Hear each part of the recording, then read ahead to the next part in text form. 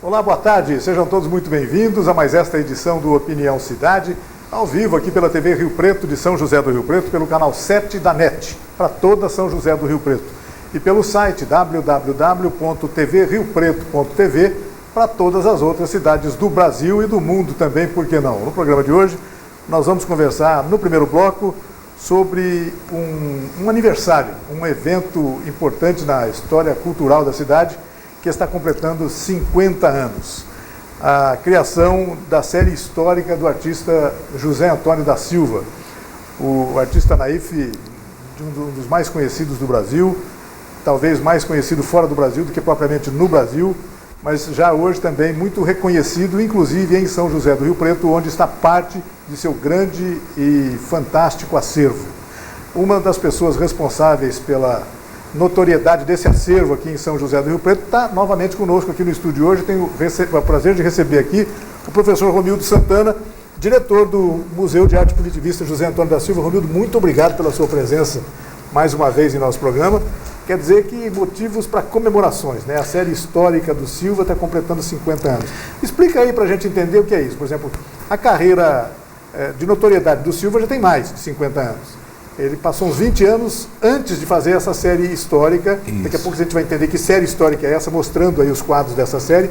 Eu queria que você explicasse o que aconteceu, então, nesses 20 anos antes dele fazer a série e depois desse período. Mais uma vez, obrigado pela sua presença. E é uma honra estar aqui com vocês, falando com os nossos amigos de São José do Rio Preto.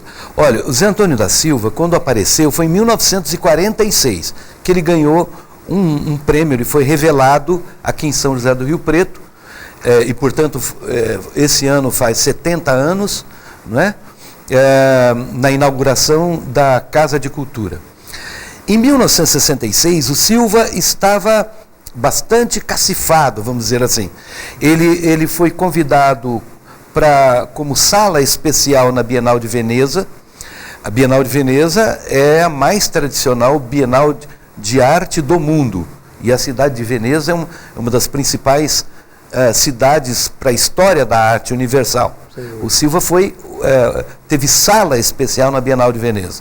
E naquele ano também, ele entrou como verbete da enciclopédia Delta Larousse e participou, a convite do Ministério das Relações Exteriores, de uma exposição coletiva em Paris e em Moscou. Então, em 1966, o Silva estava, vamos dizer assim, cacifado do ponto de vista da sua projeção nacional e internacional. Em São José do Rio Preto, ele era faxineiro da Biblioteca Pública Municipal Fernando Costa. Ele era faxineiro e não era reconhecido na cidade. Quando a gente verifica a trajetória do Silva, os escritos dele, as declarações, ele botou na mente que ele gostaria de fundar um museu em São José do Rio Preto. O primeiro intento foi quando ele tinha uma casinha ali perto do Cristo Redentor, e quando ele arrumou dinheiro para construir a nova casa, também ali na rua do Cristo Redentor, quem adiantou o dinheiro para essa casa foi o Chateau, o Assis Chateaubriand, que foi um grande protetor do Silva, né? Ele era o cidadão Kane das comunicações, dos diários associados. Ele é mecenas da arte brasileira.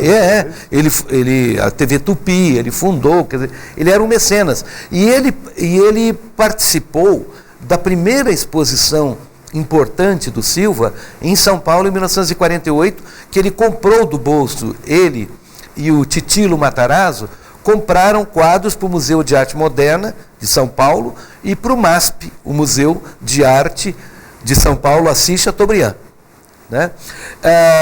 Bom, então o Silva, em 46, depois 48, nessa exposição, ele adquiriu uma força muito grande. Ele, por exemplo, foi adquirido para o acervo do MoMA, o Museu de Arte Moderna de Nova York. Em Rio Preto, ele ainda passava fome e, com muito custo, deram um grande emprego como funcionário público municipal, que foi de ser servente da biblioteca. O Silva botou na cabeça que, além de ser artista, ele queria fundar um museu de arte. Nos fundos da biblioteca, onde é o Museu Naif hoje... A biblioteca da qual nós estamos falando era a biblioteca que funcionava na Rua Voluntária de São Paulo, é isso? Isso. Antes era o tiro de guerra, depois foi a biblioteca e hoje é o Museu de Arte Primitivista José Antônio da Silva. Esquina com a Saldanha Marinho. Isto. Lá no fundo, ele começou a fazer informalmente um museu, que ele chamava, que ele colocou o nome de Museu Municipal de Arte Contemporânea. Na época, ele procurou o prefeito Lotfi João Bacite. O Lotfi foi prefeito de 64 a 68. Isso. Ele procurou primeiro o Lotfi para desapropriar a casinha que ele tinha, que era pintada por dentro e por fora, e lá que ele queria fazer um museu. Com trabalhos dele, com obras trabalhos dele, as paredes todas pintadas, por dentro e por fora, o fogão, tudo. E a mulher dele, a dona Rosinha, não queria saber, porque ia muita gente lá visitar, às vezes professoras, levava as crianças andando pela casa, né? E o Assis Chateaubriand, o Chateau, arrumou o dinheiro, comprou uns quadros dele, que esses quadros são do Museu de Arte Contemporânea da USP, hoje, para ele construir a casa. E como a dona Rosinha não queria mais saber de arte em casa, ele levou os quadros e um monte de coisa e começou a fazer o museu. E o que ele fazia? Ele trocava os quadros dele por quadros de outros artistas que estavam fazendo sucesso na época. Então, o Museu de Arte Contemporânea tinha quadros do Silva e quadros de outros artistas famosos daquela época. E a parte desses quadros estão na Pinacoteca Municipal hoje. Pois bem, ele procurou o Lotfi para criar um Museu de Arte Contemporânea. O Lotfi não gostava do Silva. O Silva era chato também, ninguém na prefeitura gostava muito dele. E assim como o governador ligou para o prefeito pedindo para arrumar um emprego para ele, porque ele vivia muito mal, né? Trabalhava de pedreiro, carroceiro, guarda noturno, essas coisas. Arrumou um emprego para ele de faxineiro da biblioteca, e o Lotfi já não gostou porque não gostava dele, né? Ele foi lá para pedir para fazer o museu, lá no fundo. O Lotfi não autorizou. O Silva chegou na biblioteca, ligou para o departamento de obras e falou: olha, a pedido do governador e com ordem do prefeito, é para adaptar o prédio aqui do fundo, que era quase que um anexo mesmo, para fazer um museu. E o pessoal da prefeitura foi lá e fez as adaptações e tudo, e ele fez a inauguração em 1966. Então faz 50 anos que foi fundado o primeiro Museu de Arte de São José do Rio Preto pelo José Antônio da Silva. Eu tenho foto da inauguração. Podia mostrar, é a primeira foto aí. Isso. É uma série de fotos que o Romildo nos trouxe e depois trouxe também, a gente vai mostrar na sequência os quadros. Olha aí. Vamos lá. Essa foto é de 1966, está vendo a Dinorá do Vale, o Silva, o Roberto do Vale, o Dr. Selma Nazaré, o Walter do Vale e o professor Irineu de Moura. E não está o prefeito, porque o prefeito não sabia. Mas aí virou um fato consumado. Sem dúvida. Saiu nos jornais dos diários associados, saiu no Cruzeiro, saiu na Manchete, né? O Museu Municipal de Arte Contemporânea. E aí o Lotfi, em 68, por lei municipal, fez a inauguração oficial do museu 2 anos depois. Veja aí a foto seguinte. Esse é o museu, vamos para outra. Essa é uma foto, tá vendo? Tem esculturas do Silva, que ele, quando estava construindo a nova casa, ele pegava material da construção, tijolo, cimento e tudo, e fez essas grandes esculturas. Aquela lá do fundo, que é o Silva crucificado. Tá vendo? Que chama aqui em Rio Preto, o povo me crucificou. Mas ele não estava querendo se referir diretamente ao povo, ele queria se referir às autoridades constituídas. Vamos ver a foto seguinte, ainda tem uma foto? Tem. Aí. É a inauguração. E aí a inauguração. Ah lá, no meio, de branco, de óculos escuros, o prefeito Lotfi, né, o Silva à direita e a Dinorá cortando a fita inaugural. Isso já em 68? 1966. 66, a inauguração foi em 66? Não. Em 60, desculpe, a foto anterior é de 66. Sim, essa já é 68. Essa é a inauguração oficial. E em 66, o Silva começou a pintar a história de São José do Rio Preto. Que é o que a gente chama hoje, que vocês chamam hoje de... Que é uma coleção. Uma coleção de 14 telas, de óleo sobre tela, contando a história de São José do Rio Preto. Rio Preto é a personagem principal dessa série do Silva. Isto, que é Rio Preto visto por José Antônio da Silva. Que ele pega, é interessante, porque é meio até subversiva em alguns aspectos, como a gente vai ver. E você sabe que o Lotfi foi eleito em 64 para combater a subversão e o comunismo.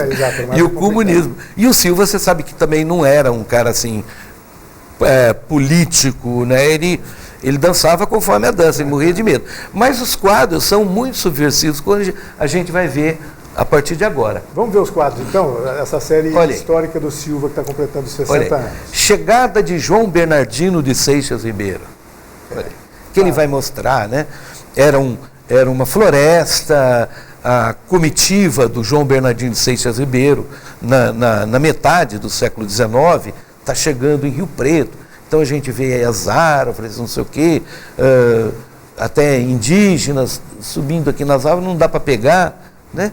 E aqui, então, ele contando o início da nossa cidade, que não faz tanto tempo, né? 1852. 1852, quando virou... Fazia 100 anos, mais ou menos, um pouco mais. Os primeiros desbravadores chegaram em 1845, então, né? O Antônio da Silveira, né? Luiz Antônio da Silveira, etc. E aí, a chegada do João Bernardino Seixas Ribeiro. Olha que coisa interessante. O equilíbrio dessa tela, né? Você tem um galho de um lado, um galho de outro, um no meio, dando a coisa do equilíbrio mesmo. E quase que em 3D, você vê a comitiva passando por detrás da árvore. Lembrando, isso é uma coisa sofisticada. Não tem nenhum tipo de formação não, ele é absolutamente a autodidata. Né? Vamos à próxima. Série histórica. Esse é o primeiro quadro. Da Silva, olha aí. Aí a natureza também presente ainda. A primeira casa de pau a pique, em 1852, então. A casa ficava ali no Rio Preto, né? A gente tem aqui em primeiro plano o rio que deu o nome à nossa cidade, e o fundador da cidade cortando uma árvore, só para ver o tombo. Olha o lado de observação. O Silva foi um cara que sempre lutou pela defesa do meio ambiente, quando isto não era moda. Pois é. Então ele tem quadro de 1948 mostrando queimadas e etc. De certa forma, aí denunciando já o poder. A depredação da natureza, você está vendo já árvores queimadas todas, está vendo? Mas a natureza ainda está muito presente. Né? A natureza está muito presente, mas o fundador da cidade já atentando contra a natureza. Olha aqui, interessante. E aí aqui você tem o rio, os patinhos, não sei o quê, e a primeira casa de pau a pique, a cruz, tal, a mulher do fundador da cidade, João Bernardino, né? E já você tem uma estrada que entra aqui, chega na casa e sai da casa e se aprofunda sertão afora. Vamos à próxima. Aquela estradinha antiga, parece a capa do Caminho Suave, viu, aquela estradinha? Isso, Caminho Suave, isso mesmo.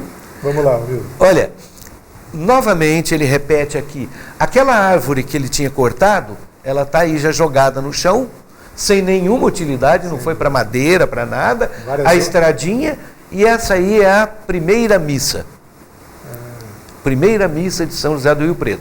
Veja que a cidade cresceu. Havia uma casinha apenas, agora nós temos 6 casinhas e uma casinha pintada com o teto de amarelo, com uma cruzinha em cima, que é a igreja. Esse número de casinhas, etc., não tem nenhuma precisão histórica, né? Isso não. Isso aí é uma visão livre da história, né? Então, mas ele já mostra que a cidade cresceu. Já tem um monte de pessoas, né? Um monte de moradores, continua o rio ali, mas você vai vendo vestígios da devastação do meio ambiente. Está vendo as árvores caídas? Está vendo? É como se fosse cinematograficamente, aqui ele se aproximou mais daquelas duas árvores que a gente via equilibrando a tela no quadro anterior, né? Aquela árvore cortada em mais já duas cortadas e a primeira missa. Lembra um pouco essa primeira missa? O quadro do Vitor Meirelles, que está no Rio de Janeiro, no Museu de Belas Artes do Rio, o famoso quadro Primeira Missa do Brasil, também, só que aqui ele fez a primeira missa de Rio Preto. Você está vendo que ele está seguindo. Vamos ao próximo. Esse quadro é bem interessante. É muito. Ó, aumentou o número de casas. Quando vai a turminha lá no museu, para crianças, às vezes vão crianças de 4, 5 anos, e eu dou palestra para todo mundo. Então, desde pequenininho até pós-graduação, universidade. E eu pego assim, a meninadinha senta no chão, e eu vou mostrando, ó, quantas casinhas tinha? Ó, tinha uma, agora tem 5, agora já tem 14. 14 casinhas. E é a chegada do primeiro carteiro. Então, o primeiro carteiro chegou em Rio Preto, uns 8 anos, se não me engano, 1858, se não me engano. Chamava Orozimbo, o primeiro carteiro. A gente vê nos livros de história de Rio Preto, né? Mas você está vendo que já desapareceu a floresta. Isso. Já tá, é casa mesmo, tal. E eu mostro para eles uma coisa, que mostra bem a visão penetrante do Zé Antônio da Silva, e as pessoas mais novas não têm. Por exemplo, a chegada do primeiro carteiro. O carteiro chegando, as cartas estão no burro. Está vendo? Então, para mostrar para a meninada que antigamente, às vezes, uma carta demorava 6 meses para chegar. E está acontecendo, está vendo? A gente vê lá uma moça de branco, um padre, está vendo? Com o chapéu, né, de preto, tal, a cruz na cintura, né? E alguém saindo aqui que é o noivo. Está tendo um casamento, né? Obviamente que o casamento está fora para poder caber. É uma visão naíf, é uma visão primitivista. E, de repente, chega o carteiro, que é a coisa mais importante para quem morava no fundo desse sertão. Não tínhamos ainda e-mails, né? Não tínhamos e-mails. Quer dizer, o mundo não era em rede. Exato. Né? Então, você tem a carta que demorava meses para chegar. Então, quem estava aqui no meio do sertão ficava querendo saber quem casou, quem ficou doente, quem foi estudar fora, como é que está, morria de saudade. Então a chegada do carteiro desfaz a cerimônia do casamento. Sai todo mundo, inclusive o padre, que vem de encontro ao carteiro. Para receber as notícias.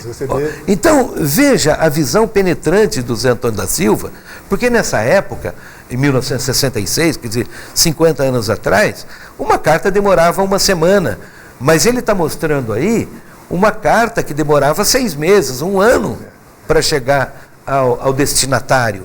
Né? Então é uma coisa que compete com a própria cerimônia do casamento. Sim. E o casamento como um rito religioso e tudo. Quer dizer, a chegada do carteiro é mais do que a cerimônia religiosa de um casamento. E o próprio padre rompe com essa cerimônia religiosa.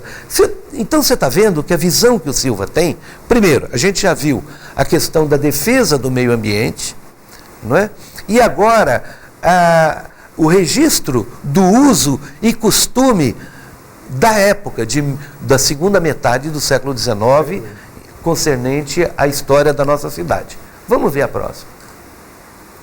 Olha aí. Esse quadro é a primeira queimada. E aí... primeira, não sabia ele ainda, mas era a primeira de muitas e muitas. De muitas e muitas queimadas. Quer dizer, aqueles troncos queimados que a gente viu nos quadros anteriores, agora ele especializa esse tronco. E olha que espetáculo. Nos quadros anteriores, a gente viu o prevalecimento do verde, da vida. Parece um outro estilo, né? É. Impressionante isso. Exato, né? Não impressionante. parece do Silva, né? Não parece do Silva. Então os quadros, e é do Mano de 66. A gente vê lá embaixo, Zé Antônio da Silva, 66. Né? E aí a gente vê o verde nos quadros anteriores, que é a vida, é a exuberância da existência. E agora aqui o prevalecimento do vermelho, do laranja e do negro, e da fumaça, do cinza e tudo, né? Quer dizer, é a luta da vida e da morte, né? Eu costumo dizer que esses galhos que estão aí lutando para não entrar na posição horizontal, se a gente fosse pensar na dualidade horizontal e vertical, ou seja, vertical, vida, horizontal, morte, eles estão lutando para não ficar na posição horizontal, né? Como se fossem braços humanos, tá vendo? Lutando, se erguendo para o céu, não querendo morrer, né? E ao mesmo tempo, ele mostrando essas, numa técnica completamente diferente, impressionista, expressionista, parece outro artista, e isso mostra o poder e o talento do José Antônio da Silva. É versatilidade. Um cara autodidata, né? A gente percebe que esses raios de vermelhos e de fumaça, todos têm uma coisa ascendente, mesmo os galhos que procuram não cair, não entrar na horizontal, mas procuram ascender, né? E aí você poderia pensar até nessa coisa da vida, da morte e da transcendência mesmo, da outra vida, a vida do outro mundo, né? Esse quadro é um quadro absolutamente espetacular na obra do José Antônio da Silva. Vamos à próxima. Olha agora. Voltou o verde. Voltou o verde, mas com os escombros. Tá certo?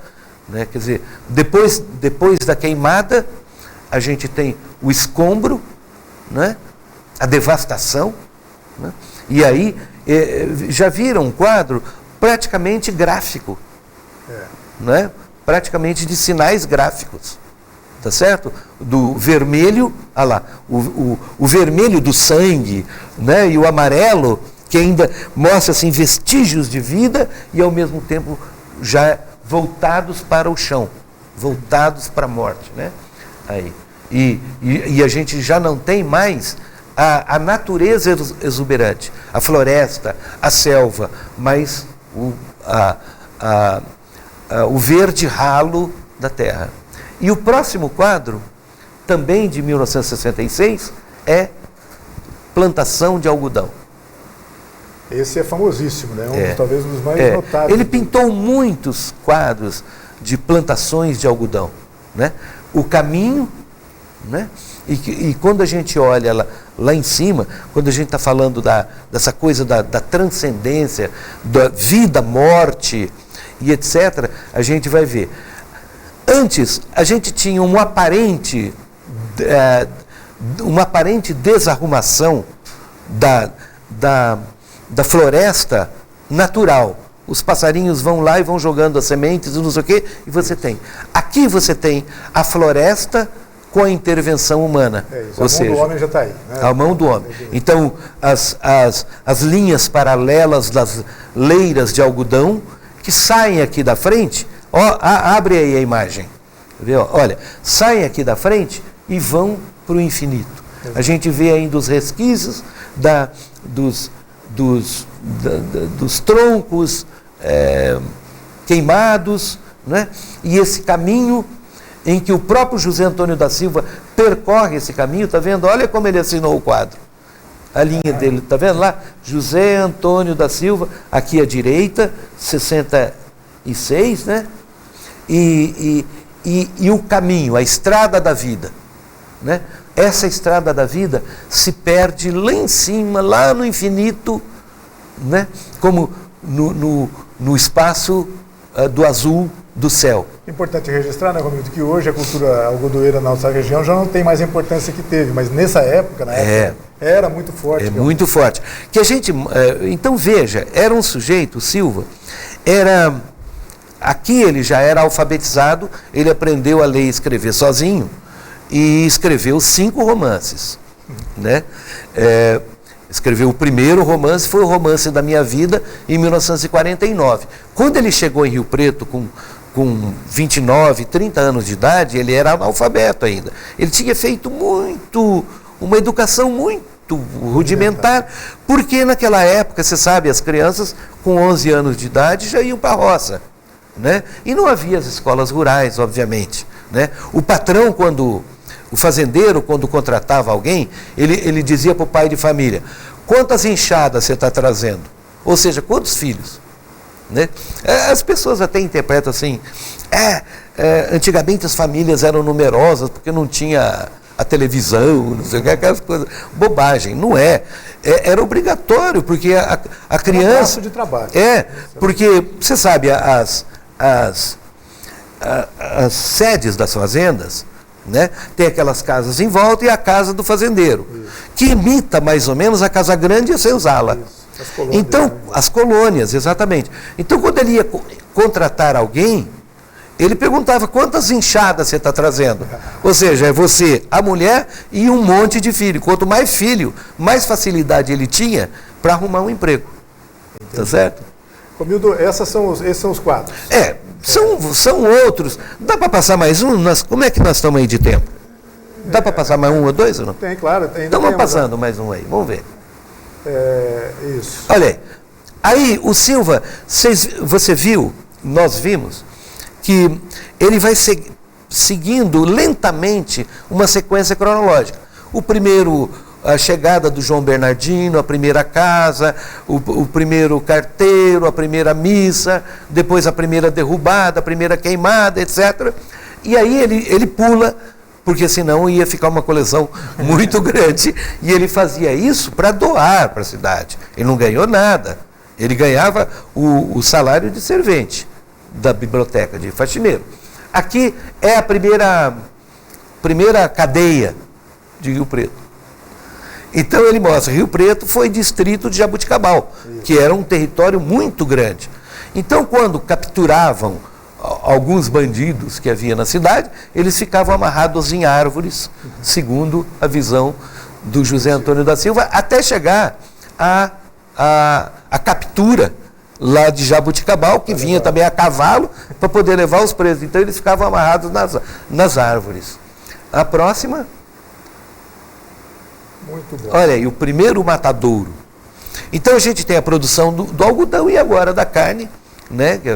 O consumo que devia ser fora da cidade, assim como a primeira cadeia, né? Amarrado nas árvores, distanciado da cidade, e aqui matava o boi e levava para servir os nossos riopretenses, né, lá, José Antônio da Silva, 1966. Romildo, esses quadros ele os fez para doação, para a criação do museu. Para a criação do museu, e ele pertence ao acervo do museu. Então, lá pertence ao Museu de Arte Primitivista José Antônio da Silva. Só mais um quadro e aí a gente descansa, né? Pode ser.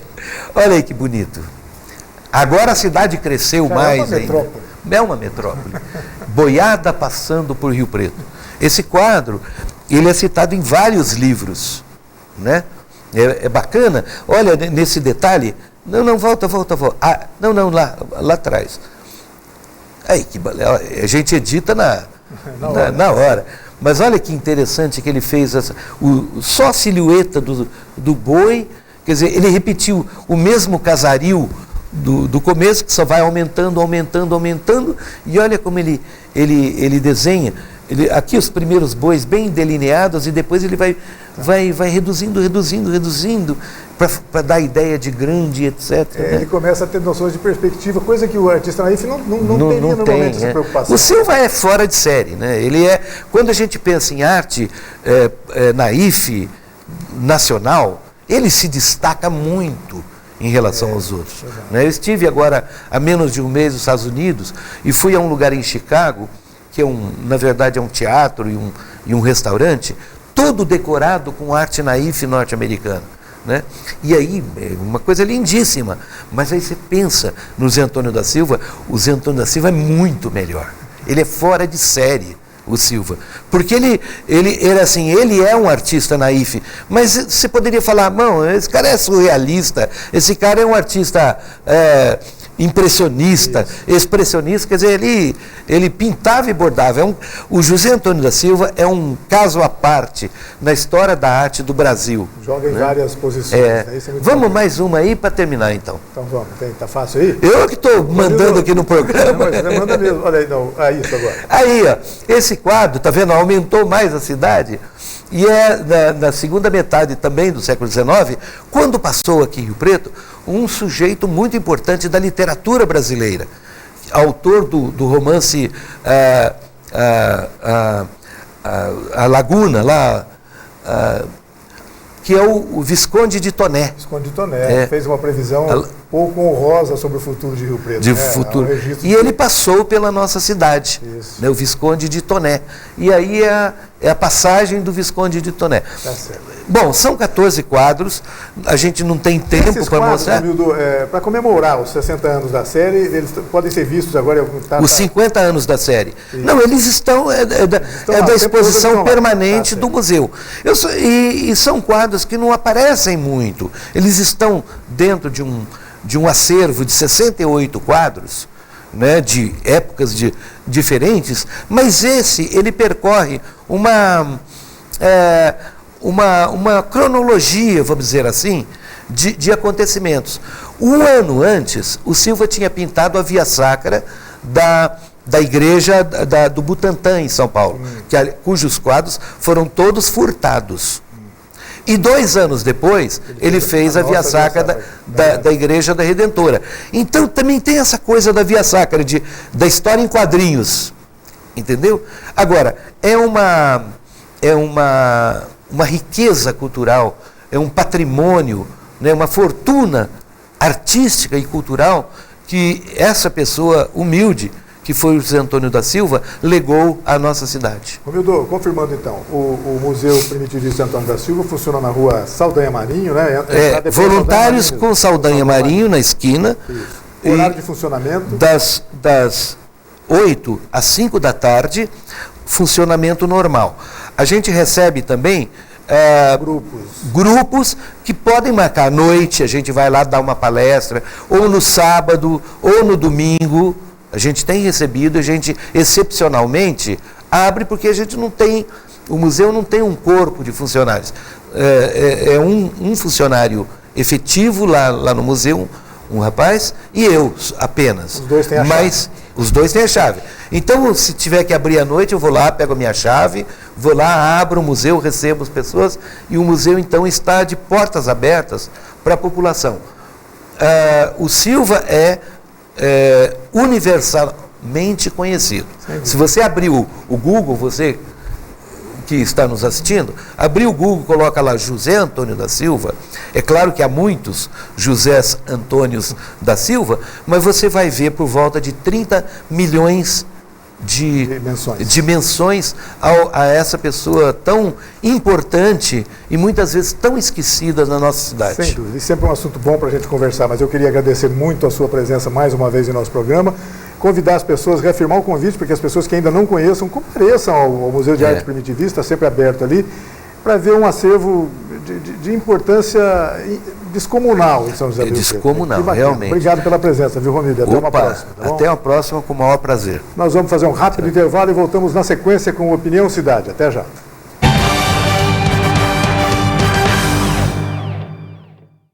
Minha casa é meu canto, tem minha cara, tem meu jeito. Minha vida tá bacana, sinto orgulho aqui no peito. Essa é minha casa, é tudo que eu quis um dia. Agora os meus sonhos têm mais cor, mais alegria. Meu futuro vai ser melhor, já dá pra ver. O programa Minha Casa Minha Vida não para. Só aqui em São Paulo já foram milhares de moradias entregues. E se tem melhoria para a vida dos brasileiros, tem Caixa. É o governo federal trabalhando para o Brasil avançar. A AmplitudeNet é uma empresa dinâmica e arrojada capaz de oferecer soluções completas e inovadoras nos segmentos de informática, telecomunicações, segurança e tecnologia da informação. AmplitudeNet, o melhor da tecnologia em um só lugar.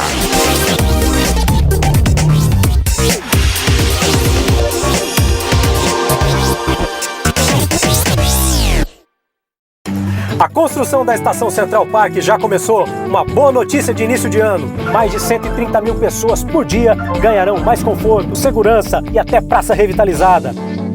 Vai ficar melhor mesmo para o trabalhador. Aqui no Complexo de Viadutos da região norte, a população já começou a sentir os benefícios da obra. Quando pronto, fica enfim resolvido um dos maiores gargalos de trânsito da cidade. Isso é respeito por quem anda de condução. Prefeitura de Rio Preto. Construindo o futuro já.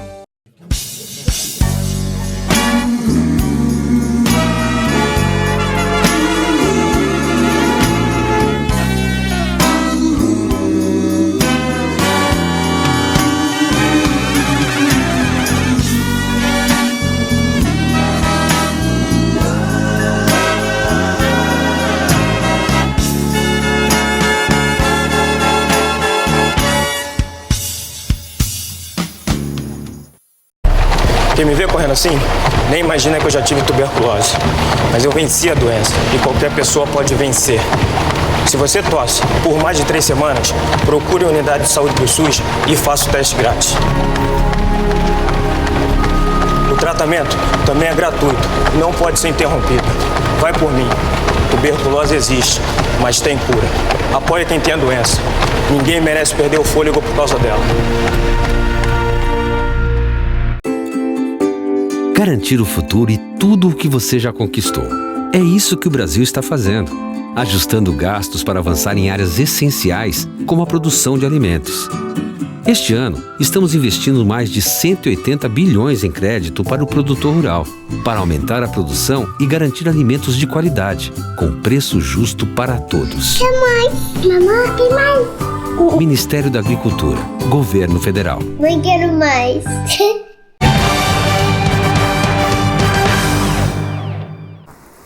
Estamos de volta com a Opinião Cidade ao vivo aqui pela TV Rio Preto, São José do Rio Preto, canal 7 da NET para Rio Preto e pelo site para todo o Brasil, para todo mundo, www.tvriopreto.tv. Neste segundo bloco do programa, nós estamos tendo a honra de receber aqui a professora doutora Adriane Ordenha Otaiano, coordenadora de pós-graduação do Departamento de Letras Modernas da Unesp São José do Rio Preto. A notícia é a seguinte, a Unesp prepara-se para realizar um curso de pós-graduação, mais uma vez, para professores. Quem tem diploma de ensino superior e interesse em atuar na área de ensino de língua estrangeira, pode se inscrever até o dia 15 de fevereiro. Essas inscrições para o curso semipresencial de pós-graduação Lato Sensu, Formação de Professores de Língua Estrangeira, oferecido pela Unesp de Rio Preto em parceria com a FAPERP, Fundação de Apoio à Pesquisa e Extensão de São José do Rio Preto. As inscrições já estão abertas. Professora, muito obrigado pela sua presença em nosso programa. Que notícia importante, né? Boa notícia para o pessoal da área da educação, pessoal que pretende se aprimorar, receber um curso de pós-graduação Lato Sensu para a formação de professores em ensino de língua estrangeira. Quem são os candidatos, as pessoas que devem se inscrever realmente, professora? Muito obrigado pela sua presença mais uma vez. Vamos explicar tudo. Isso. Primeiramente, eu gostaria de agradecer ao convite, dizer que é um prazer estar aqui com você hoje. Obrigado. E é uma grande oportunidade para poder falar um pouquinho sobre o curso, né? Então, na verdade, esse curso está na sua segunda edição. A primeira edição foi em 2012, foi coordenada pela professora Cláudia Maria Seneviva Nigro e eu fui vice-coordenadora. E nessa segunda edição nós invertemos, né? Eu fiquei como coordenadora, ela vice, e aí eu tinha pensado na possibilidade de ampliar e atrair alunos de outras regiões também, né? E nós inserimos a modalidade semipresencial. Então nós pensamos em professores de língua estrangeira, então alguns pensam, como eu sou da área de língua inglesa, alguns me perguntam, professora, é língua inglesa? Eu falei, não, é ensino de língua estrangeira. Então nós tivemos alunos que davam aula de francês, italiano, espanhol, né? Então o público é esse, mas não somente professores que formados em letras, né? Licenciatura em letras. Nós já temos alguns inscritos que são da bacharelado em tradução, que estão atuando, né? Estão dando aula de língua inglesa, língua espanhola. Nós também pensamos em pessoas que não tiveram licenciatura, mas estão dando aula, né, de uma língua estrangeira, em escolas de língua. Então, isso seria uma forma de fazer com que essas pessoas tenham a oportunidade de se aperfeiçoar, né? Embora não tenham a graduação, mas é uma oportunidade de melhorar e buscar mais conhecimento. Me parece, professor, se eu estiver errado, a senhora me corrija, por favor, quer dizer, a oportunidade, o ensino de língua estrangeira é uma excelente opção de mercado de trabalho para muitos profissionais da educação e profissionais que nem têm licenciatura, como a senhora disse agora. Exatamente. Né? Mas é importante isso. Muita gente ganha vida e se aprimorar é que é importante, não é isso? Sim, exatamente. É essa a ideia, dar uma oportunidade para essas pessoas que não fizeram a graduação voltar, né, aos estudos e em um curso bastante específico, né, como é esse. Então, a forma, como eu disse, a modalidade também semipresencial foi uma maneira que nós tivemos alunos de outras cidades. Inclusive, tinha uma senhora que vinha de Campinas, né, e ela fez o curso todo. Até no começo nós falamos, acho que ela não vai aguentar vir todo sábado durante um ano. De aula dá 1 ano e 2 meses mais ou menos. A gente fala até agosto de 2017 porque tem a monografia, né? Então tem os encontros com o orientador, a entrega dessa monografia, revisão, então isso vai 1 ano e meio. E ela foi até o fim, então nós pensamos exatamente nisso. Vamos fazer uma parte online, né? Então 60% das aulas são presenciais. Certo. E 40% são à distância, por meio da plataforma Moodle da Unesp. Então, cada professor vai ter a sua disciplina inserida no Moodle e ele vai propor uma série de atividades, exercícios, videoconferências, isso vai de acordo com a característica de cada disciplina. Então, esse aluno, estando distante, ele não teria que vir todos os sábados, né? Ele vai ter 40% que ele pode trabalhar, só que de qualquer maneira, quando a gente pensa em atividade online à distância, não é fácil, né? Porque ele vai ter uma carga de leitura maior, provavelmente, para poder fazer as atividades, né? Então, ele tem que ter dedicação e uma organização para fazer isso, né? Sem dúvida. Professor, a exigência presencial é menor do que uma vez por semana? Porque o curso, todas as disciplinas serão dadas aos sábados. Certo. Então, a parte da manhã é uma disciplina, a tarde é outra. Então, isso vai depender de cada professor, se ele vai querer dar uma sequência presencial, depois só online, se ele vai querer dar um sábado presencial, um online, né? Então, vai depender de cada disciplina. Então, cada módulo ou disciplina tem 30 horas. Então, nessas 30 horas, você tem 60% presencial e 40% online para cada disciplina, né?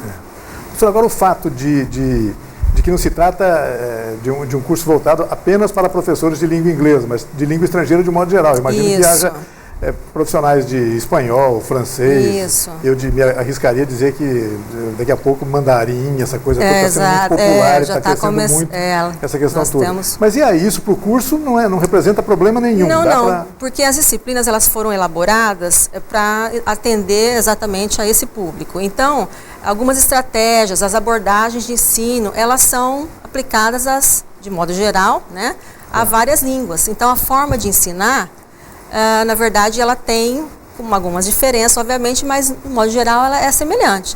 Então, nós pensamos assim, disciplinas. A minha disciplina, por exemplo, é Linguística aplicada ao ensino de língua estrangeira.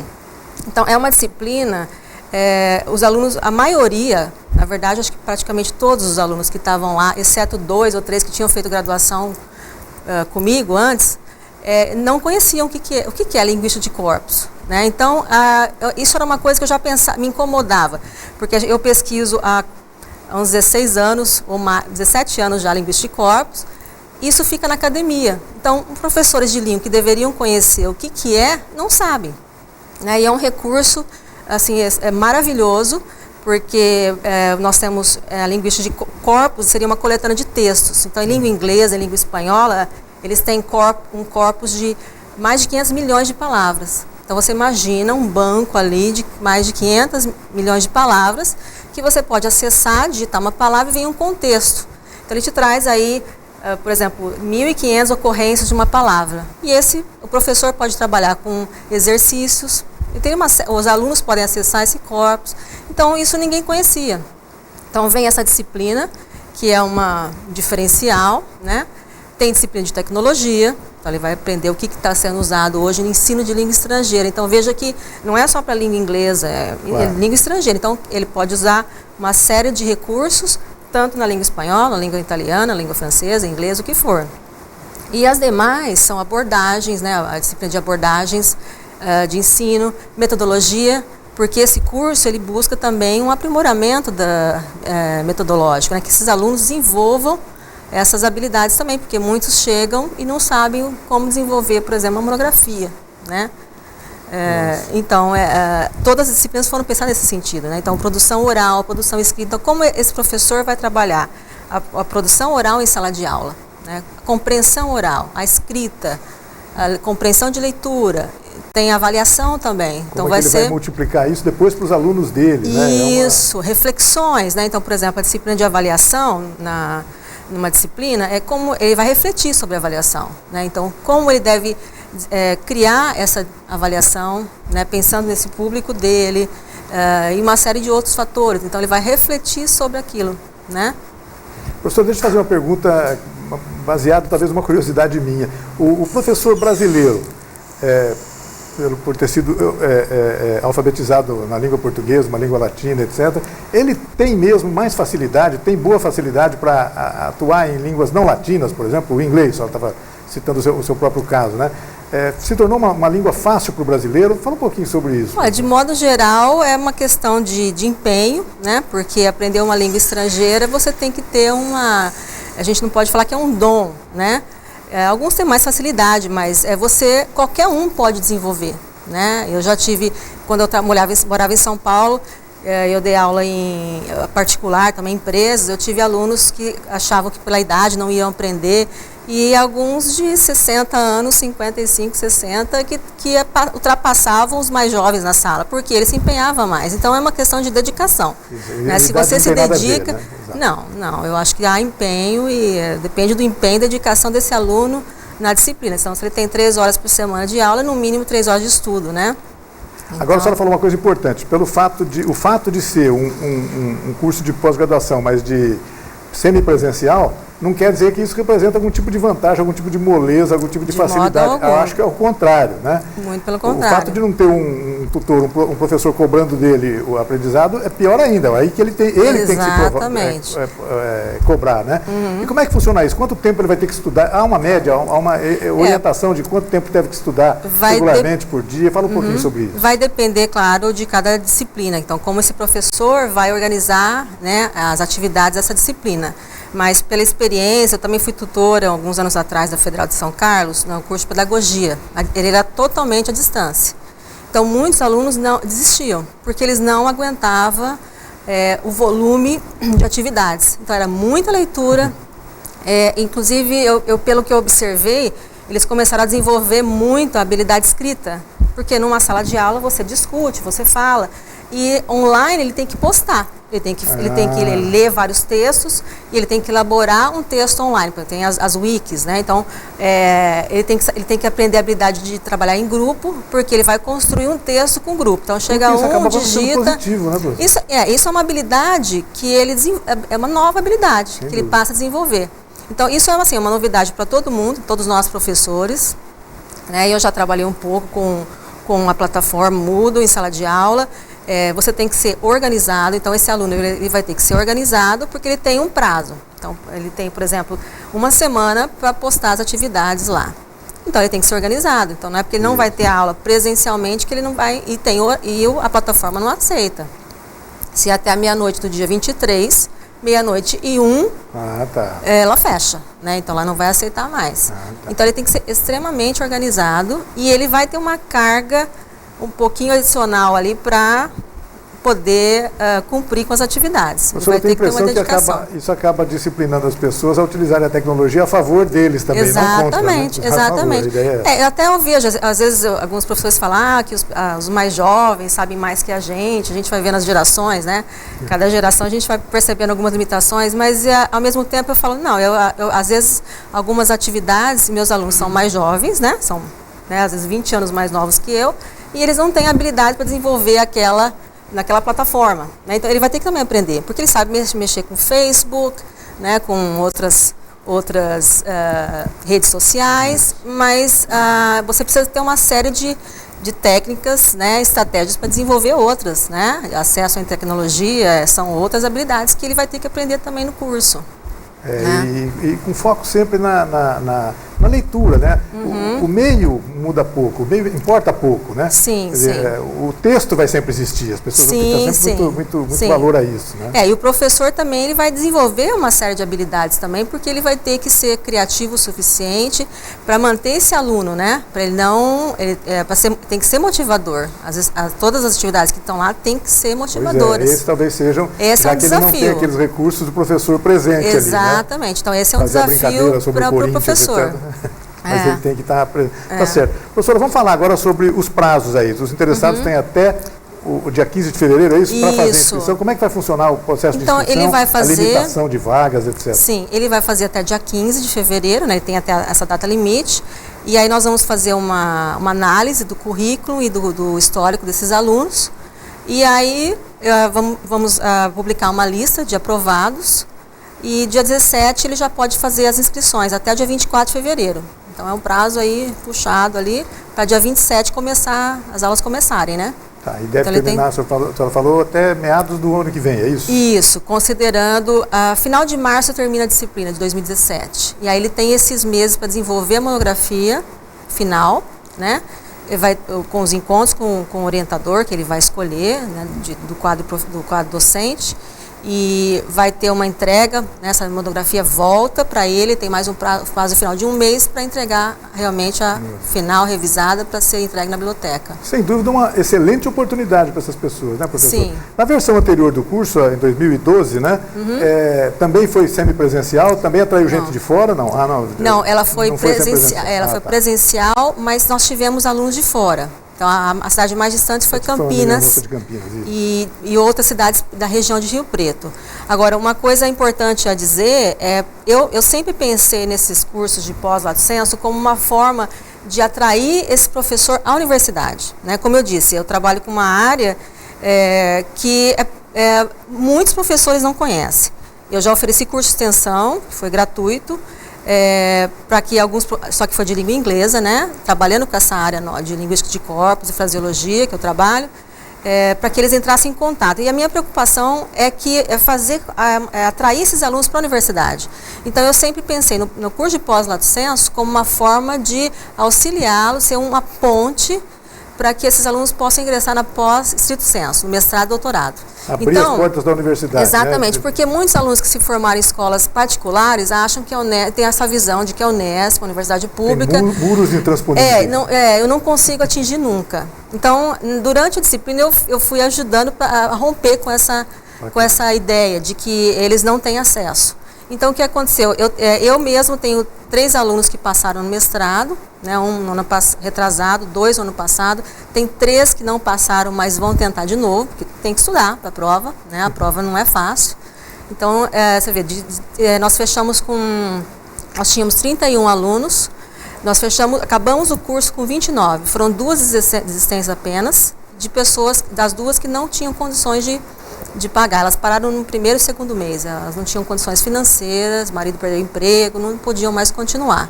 Então, mais de 20% dos alunos, desses 29 alunos, estão cursando mestrado na pós-graduação do IBILSE. Então, é um número bastante alto, né? E 20% estão tentando, né? Quer dizer, não passaram, mas não desistiram. Então, você tem 40%, né, da turma. Que bacana. Então, isso é Professor, muito importante. Bom, até dia 15, então, para procurar a FAPERP e efetuar a inscrição, mediante o pagamento de uma taxa. Só tem informações aí sobre essa taxa, qual é o valor disso? A taxa, se eu não me engano, a parte de números fica um pouco mais para a FAPERP, R$66, que é a taxa do IBILSE. Entendi, né? Tranquilo. E aí depois só que depois ele vai pagar uma mensalidade de 490, né, por mês. Às vezes, um aluno me procurou e perguntou, eu informei que como é uma parceria com a FAPERP, então nós temos a questão administrativa, tem professores que vêm de fora, né, não são só do quadro docente. Custos, não há dúvida. Ele vem para dar aula num sábado, né, ele trabalha de segunda a sexta, ele vem aos sábados. Nós temos alguns funcionários da pós que vêm trabalhar aos sábados só para atender esses alunos.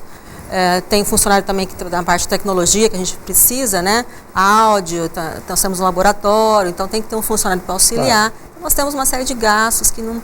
Né, e todos os professores são doutores, alguns livres docentes, então tem o salário, né, condizente com a sua qualificação. Claro, né? Não há dúvida, professora.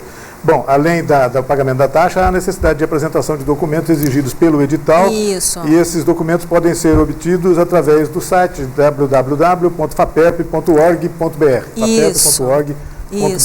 Mais alguma informação, professora? Que bacana, hein? Coisa importante isso.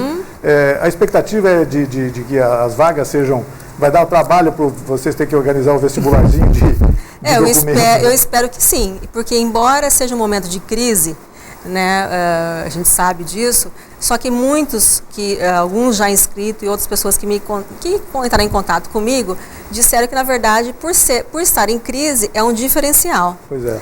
Porque alguns ex-alunos receberam propostas melhores, tiveram aumento salarial, alguns estão trabalhando como coordenadores, foram convidados a trabalhar como coordenadores, exatamente, especificamente pelo certificado desse curso que foi emitido pela Unesp, né? Então, é uma universidade de nome, né? E que atrai, né? Então, o mercado movimenta. Então, eu acho que a expectativa é que nós fechamos, né, esse número de 50 vagas esperamos que sim, né? E exatamente por isso, por ser um diferencial. É crise? Então então na crise eu vou ter que ter um diferencial. Então eu estou fazendo um curso de pós-ascenso numa universidade pública, né, que todo mundo sabe que é de qualidade, né? O equivocado é pensar exatamente o contrário, né? Na exatamente, crise, sim, eu preciso me aprimorar, é crise, então eu vou deixar de, né, fazer cortar gastos para o ensino, que é o mais importante, né, para um professor, uma pessoa da área, né? Conversei aqui com a professora Adriana Eurenha Oitaiano, coordenadora de pós-graduação do Departamento de Letras Modernas da Unesp São José do Rio Preto. Professora, muito obrigado pela presença. Volte sempre para a gente continuar conversando sobre assuntos tão importantes e relevantes quanto esse que a gente conversou hoje. E sucesso em mais esse curso de pós-graduação, semipresencial, que começa em fevereiro, mas as pessoas até dia 15 devem se inscrever, providenciar toda essa documentação necessária, enfim, começar a participar de uma coisa que pode mudar a vida delas uma vida, né, com toda certeza. Eu agradeço muito o convite, Alice. Foi muito bom aqui estar hoje com você e espero que esse curso, né, que forme a turma e que seja um sucesso. Obrigado, professor. E obrigado a você também que nos acompanhou em casa em mais essa edição do Opinião Cidade. Desde já você está convidado a estar conosco novamente amanhã, a partir das 12 horas aqui na TV Rio Preto. Deixa eu registrar que, além de Rio Preto, nosso programa foi visto hoje via internet em várias cidades brasileiras, Ribeirão Preto, São Paulo, na África, em São Tomé e Príncipe, nossa audiência cativa na África, tem alguém que sempre nos vê por lá, Presidente Prudente, enfim, Birigui, aqui perto da região de Rio Preto. É sempre muito bacana a gente poder registrar a presença dessas pessoas. Obrigado a todos e até amanhã, então, aqui na TV Cidade. Até lá, um forte abraço a todos. Tchau, pessoal.